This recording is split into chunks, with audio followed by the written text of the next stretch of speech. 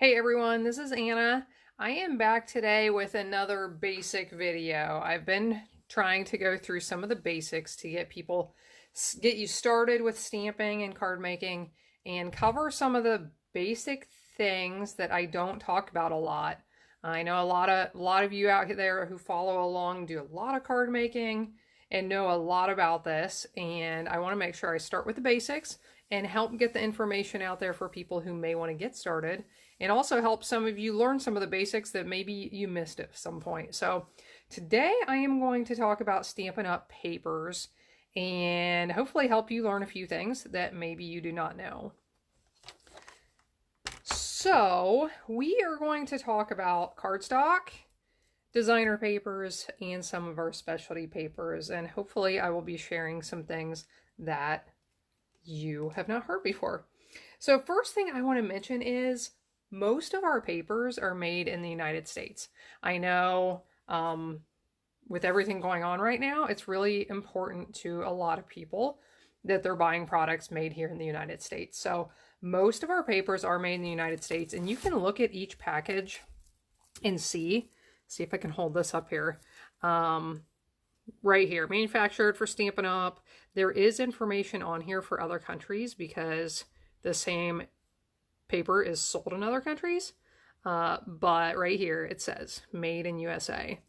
And so our cardstock is made here.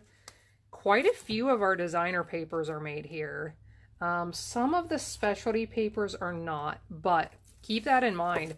Stampin' Up! Stamps and our inks and many of our papers, all of our cardstock and many of the other papers as well, are made here in the United States. So that is important to me. Hopefully, for those of you who live here, that's important to you as well. So let's talk first about cardstock.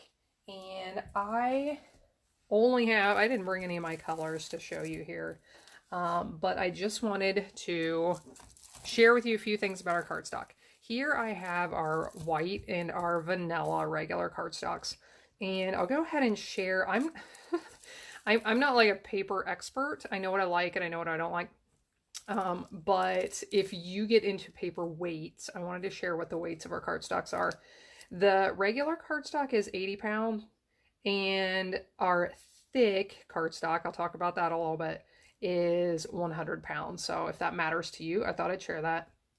We have cardstock in all of our rainbow of colors. So we have 50 different colors where our inks and our cardstocks and our designer papers, they all coordinate, which is really nice when you're making projects. I know I used to spend, before I became a Stampin' Up! Junkie, I used to spend tons of time trying to find papers and embellishments and things that would match. I don't do that anymore because it all coordinates.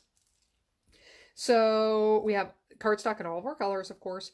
You can get packs of 8.5 by 11 cardstock in each of our colors, so you can get a full pack of 24 sheets in any of our colors that you want. If you want 12 by 12 cardstock, we sell those in the color collections. So you could get the neutrals, the regals, the subtles, etc. in an assortment pack. So let's talk about white cardstock. I use a lot of white cardstock. If you do much crafting, you probably use a lot of white. And actually my example right now here is going to be with our vanilla. In white and vanilla, we have regular cardstock, and then we have a thick option. So what I suggest, this is some of our thick. I am guessing you're not going to be able to tell anything whatsoever from this video, but in my left hand is our regular vanilla, and my right hand is our thick, and the regular is a little bit flimsier. It is perfect for if you're putting a piece on the front of your card or a piece on the inside of your card. The regular is perfect. It's nice, it's smooth, it stamps really well. This is what I use for anything besides a card base. If I'm going to make a card base out of it, I like to use the thick because it gives it a nice solid card to build your card on top of. And once again, I do not know that you can really tell this in this video, but this is a card I made with our white thick cardstock. I always try to use the thick for the bases. I'm going to try and bend this here. I don't know if you can tell, that's a little bit sturdier. And this is our regular white, and here you can see it's flimsy. So a lot of people like to display their handmade cards. When, you know, you give them a handmade card, a lot of people like to display those. So these are going to display much better than these. And after they sit out a little and some heat and some humidity gets to them, I think you can see that this one is going to do a lot better than this one. So the thick is great for the card bases. The other is perfect for anything else. I also wanted to mention, so I think I said this, but we have the thick available in white and vanilla. The rest of our colors just come in a standard cardstock, which is nice and heavy for all your projects. I like that card. Do you like that card? My little helper just showed up. Now I have a giant stack of paper here. See if I can find my next one. I wanted to show you our shimmery white cardstock, and most likely I'm going to find it here shortly, and I will mention it when I find it. Here it is, found it. So I'm going to put this up really close and see. I have no idea if you're going to be able to see this. This is a piece of our shimmery white cardstock. If you look at it really close, there are little glimmers in it. And this is really nice for some different techniques. If you are using aqua painters to fill in an image, such as this one, or this one, or the lipstick on this card, if you're trying to add color and you want to be able to move it around and blend it pretty well, I really recommend our shimmery white cardstock. The ink and the water don't absorb into it quite as fast, so you can move it around a little bit more. And I'll be honest, none of these three were made with the shimmery cardstock, so you don't have to use it, but it is helpful and things do blend a little bit better if you do use it. Or if you just want something a little bit special for a certain card, it is pretty because it has just a real subtle glimmer to it. Now let's talk about our designer papers, and this is a big mess of paper because I'm showing you packs that I've been using out of. Here's a new stack. We have our designer papers come in 2 sizes. Most of them are 12 by 12 inches, perfect for scrapbooking or for cutting down for card making. And then we also have some that come in 6 by 6 packets, which are perfect for cards. You can trim these down and use one piece on a few different cards, and it's really nice. I have also used these for scrapbooking, where I piece a few together for a scrapbook page. So, like I said, many of our designer papers are made in the United States. You can look at that on these as well. Point that out. Our designer papers are all double-sided. So pull out a couple here. This is a pack we have right now called Best Dressed. I always get the words mixed up. So I'll pull out just a couple of prints. Oh, I love this purple. So they're always double-sided. So sometimes you get a print that you don't love it. Like, I'll be honest, I pulled out a good sample. This one with the perfume bottles, I probably would not use that.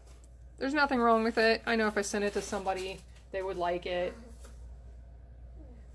but I probably wouldn't use it. So flip it over and oh my goodness, I love this. I love this print. So that's just a good example. There is always something else on the back. So with most of our designer paper packs, we have one side that is a little bit more specialized. This is a perfect example, shoes and perfume bottles. Flip it over on the other side, and usually it's something a little bit more general, a little bit more all-purpose. This one is flowers. Here you can see polka dots, things like this. So we basically always have one side of the paper that is very easy to use for pretty much anything. What is it, sweetie? There's 4 of these bags, but they don't have name tags on them. Okay, so somebody in the background here is opening her Easter gifts from my dad.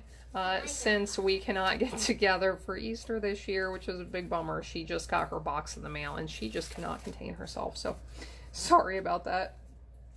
So I talked about them being double-sided. I should mention how high quality this paper is. So are any of you out there paper snobs, or have you ever heard that word, that like good paper matters to you? This paper is so nice. It feels good. You can tell it's good quality. It makes beautiful cards. Some of the paper you can find other places. It's flimsy. It doesn't cut well. It just seems cheap. And our paper is not like that. It cuts really well. It punches out really well with punches. If you use a Cricut, I know good paper that cuts on Cricuts well is important to a lot of people. Our designer papers and our cardstock all cuts really well on Cricut. So that's our regular designer paper. I do want to show you, we have specialty designer paper packs as well. And the specialty packs are ones that have special accents. So I'm going to hold this up here. You can see these foil accents on this print. So usually with our specialty paper packs, one side of every paper has these special accents, and the other side still is printed, has something, I think, usually a little bit more general on the back side. Let's look at these.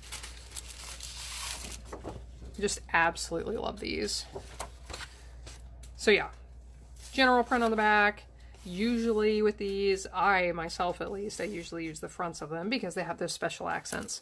Some of our other specialty paper packs have like glittery accents, but the specialty papers always have something extra on them that make them extra beautiful. And they're the kinds of papers that you can, you know, put a piece or two of it on a card and add a greeting. You don't really need much else because they're so pretty. Okay, now let's see if I can find a few of our specialty papers, and I'll talk about them for a minute.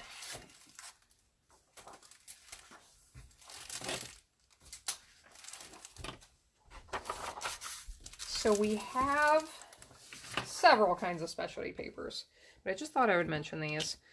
Watercolor paper. I'm going to hold this up real close. I think you can see the texture on that. This is really thick, and it is designed to have water and ink or water and paint added to it to be able to move those colors around.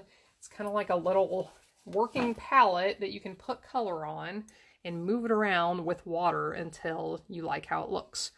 So just to give you an example, these butterflies were cut out of the watercolor paper, and then I used an aqua painter to add ink and water to them, kind of move it around and blend it until I liked how it looked. And then once I like how it looks, I let it dry, and you see what the end result is. So you can make beautiful things with the watercolor paper. It is very cool. You can do a lot of different techniques, and it's just a lot of fun. So that's our watercolor paper. Vellum. Love the vellum. A lot of times on a card, vellum, you can see through it. Adds just a real nice, soft, subtle something to your projects. A lot of times if I want to add something, but I don't want to take away from what I already have, I will cut like a square of this or a circle, and I'll stick it on my card, and then over top I'll add a greeting or, you know, a flower or something. But it just adds a really nice something without taking away from everything else that's on your project. We have glimmer papers. This is our sparkle glimmer paper. These have been updated in the last few years. The glitter does not come off of these. I know I'm like I'm like a glitter freak. If it's on my face or my hands or my floor, don't really like it very much. So I've gotten used to it, but the glitter does not shed from these. So I'll mention that. Comes in different colors. We have silver and gold and, oh, I think we have pink at the moment. I forget. They come and go. But I love these. If you are trying to attach something on top of this glimmer paper, you will need to use glue. This glue in particular is awesome.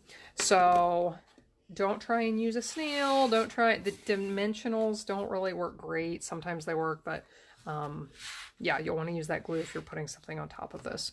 Foil paper.